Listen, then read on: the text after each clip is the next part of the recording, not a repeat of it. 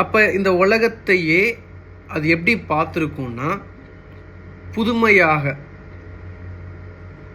ஒரு new entry.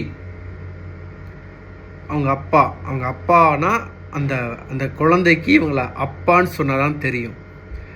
அம்மானா அம்மான்னு இன்ட்ரோடக்ஷன் கொடுக்கணும். இவங்க தான் பாட்டி, இவங்க தான் தம்பி, அக்கா அப்படின்னு அந்த குழந்தைக்கு சொல்லி கொடுக்குற வரைக்கும் அந்த குழந்தைக்கு தெரியாது. நம்ம as a human being, we are becoming adults. We have awareness, we have attention, we have knowledge. நீங்கள் எது வேணால் சொல்லிட்டு போகலாம் அது மாதிரி. ஸோ அந்த குழந்தைக்கும் நமக்கும் இருக்கக்கூடிய அந்த வேறுபாடு என்னன்னா, அந்த குழந்தைக்கு எல்லாமே புதுசு. So this is very critical. அந்த குழந்தைக்கு இந்த உலகமே unknown.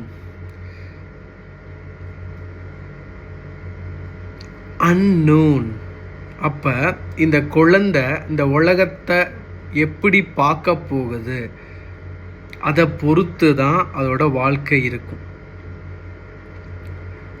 And there will be influences. இந்த சொசைட்டியோட இம்பேக்ட்ஸ் இருக்கும், ஃபேமிலியோட அந்த கல்ச்சர், ட்ரெடிஷன், அவங்களோட வே தே ஆர் பீயிங் பாட் அப், எல்லாமே இட் இன்க்ளூட்ஸ்.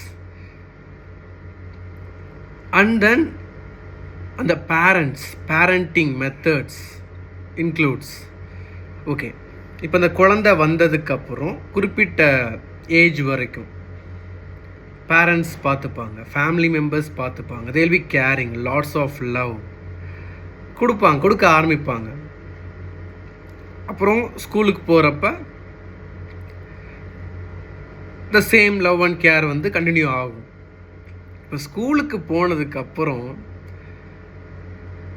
நாட் ஓன்லி ஸ்கூலுக்கு போனதுக்கப்புறம் மட்டும் கிடையாது, ஸ்கூலுக்கு அனுப்பணும், படிக்க வைக்கணும் அப்படின்ற ஒரு, என் பையனோ பொண்ணோ நல்லா படித்து நல்லா வளரணும், நல்லா இருக்கணும் அப்படின்ற நினைக்கக்கூடிய ஒரு தாட் எங்கேருந்து வருது?